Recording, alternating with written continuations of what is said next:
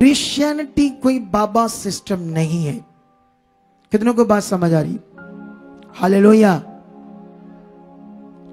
हम जब संसार में थे तो हम बाबाओं के पास गए, उन्होंने जल, लाची, धागा, राख, कुछ और भी पता नहीं क्या क्या ऐसी चीजें मटीरियलिस्ट थी, जिन्हें हमने यूज की ये समझकर कि इन्होंने कोई मंत्र पढ़ा है इसके ऊपर, इसमें कोई सामर्थ्य, कोई ऐसी चीज आ गई जिससे हमारा भला होगा।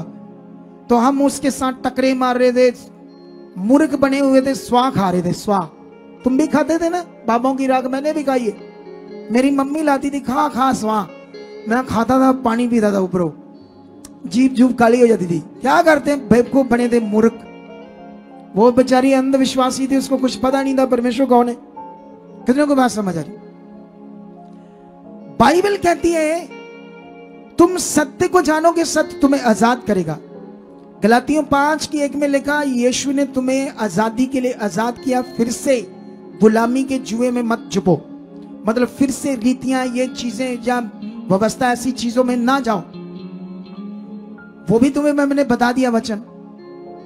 परमेश्वर ने कहा मेरी प्रजा मेरे ज्ञान बिना नाश हो रही है। एक जगह पर यीशु मसीह ने कहा तुम पवित्र शास्त्र और परमेश्वर की पावर को ना जानकर भूल में पड़े हो। यहां सवाल है वचन। अगर हम सेवक बात करते कि वचन से भला होना है तो अच्छी बात है। अगर सेवक ये बात करते हैं कि बाबा लोग लोगों को मिलते हैं और मटेरियल चीजें देते हैं तो अच्छी बात है। हम बाबा लोग नहीं है, हम सेवक लोग हैं, हम खुदा के दास हैं। कितनों को बात समझ आ रही? लेकिन यहां पर अगर क्रिश्चियनिटी में भी हाथ में वो क्या डालते हैं, क्या होता वो जो हाथ में डालते हैं, ब्रेसलेट, उस पर एक आयत लिख देते हैं, उसका आयत का नंबर लिख देते हैं। पूरी आयत तो शायद लिखी नहीं जाती।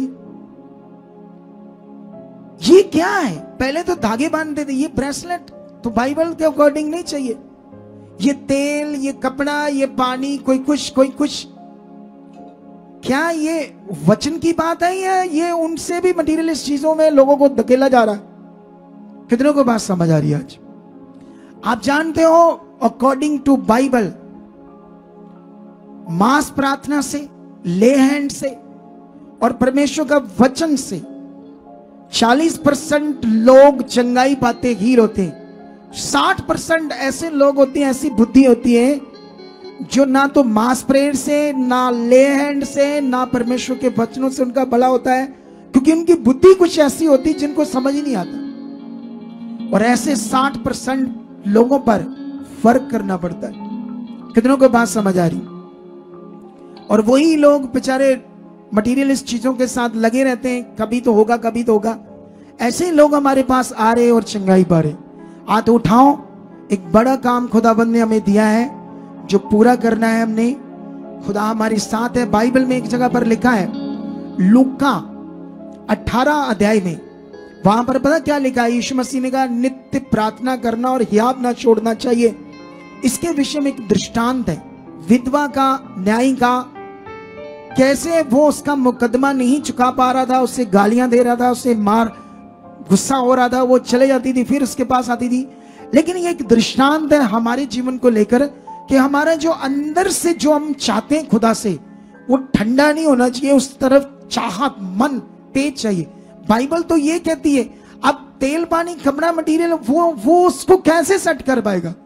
कितनों को बात समझ आ रही? मैं भी बाइबल टीचर हूं और मुझे बड़ा काम करना है और हम करके दिखाएंगे दुनिया को। हालेलुया। तुम्हारी